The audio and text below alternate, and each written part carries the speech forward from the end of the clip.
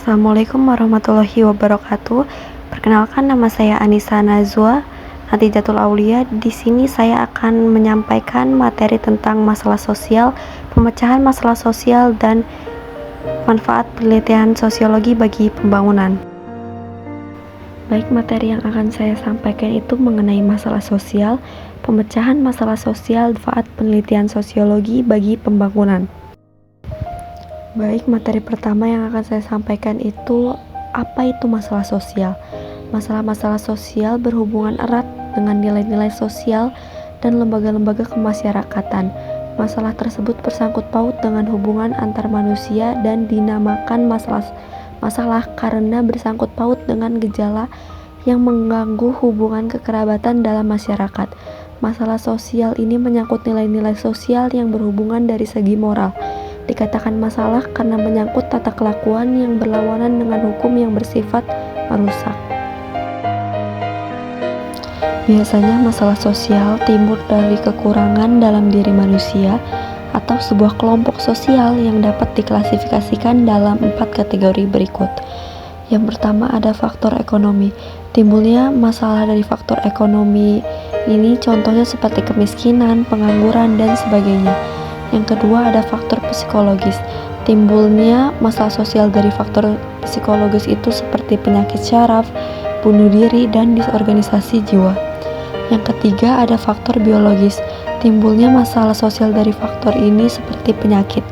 Dan yang terakhir, faktor yang keempat itu adalah faktor kebudayaan, yaitu contohnya seperti perceraian, kejahatan, kenakalan anak-anak, konflik rasial, dan keagamaan. Selain faktor yang menyebabkan terjadinya masalah sosial di masyarakat, masalah sosial juga dianggap sebagai masalah masyarakat tergantung dari sistem nilai sosial masyarakat tersebut. Adapun beberapa macam masalah sosial yang dapat dihadapi masyarakat pada umumnya.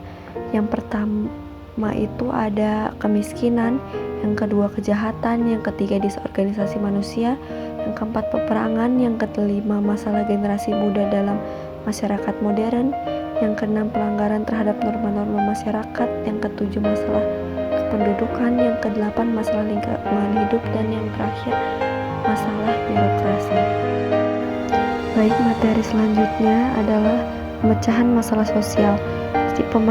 Pemecahan masalah sosial adalah upaya untuk mengatasi masalah-masalah yang mempengaruhi masyarakat. Berikut ini adalah langkah dalam pemecahan masalah sosial. Yang pertama, identifikasi dan mendefinisikan masalah sosial secara jelas dengan memahami akar penyebab dan dampak terhadap masyarakat. Yang kedua, melakukan analisis dan penelitian mendalam untuk memahami lebih lanjut masalah tersebut.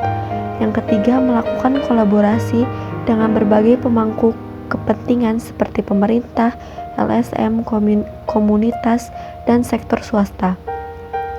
Kolaborasi ini tuh penting untuk merancang solusi yang komprehensif.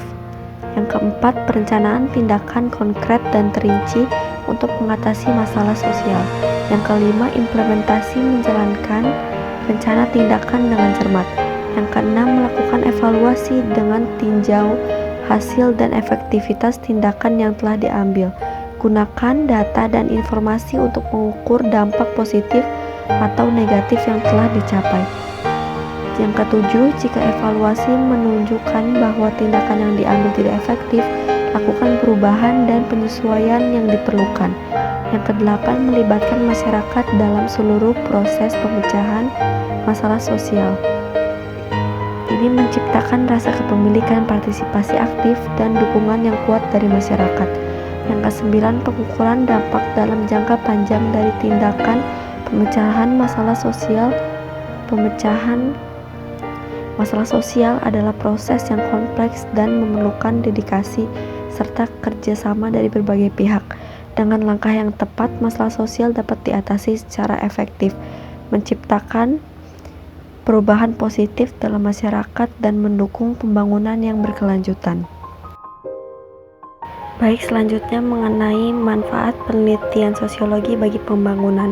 Sebagai tahap awal mengenai manfaat penelitian logis sosial bagi pembangunan, diperlukan data yang relatif lengkap mengenai masyarakat yang akan dibangun. Data tersebut mencakup hal-hal sebagai berikut. Yang pertama, ada pola interaksi sosial, merupakan hal yang penting dalam menciptakan suasana yang mendukung pembangunan.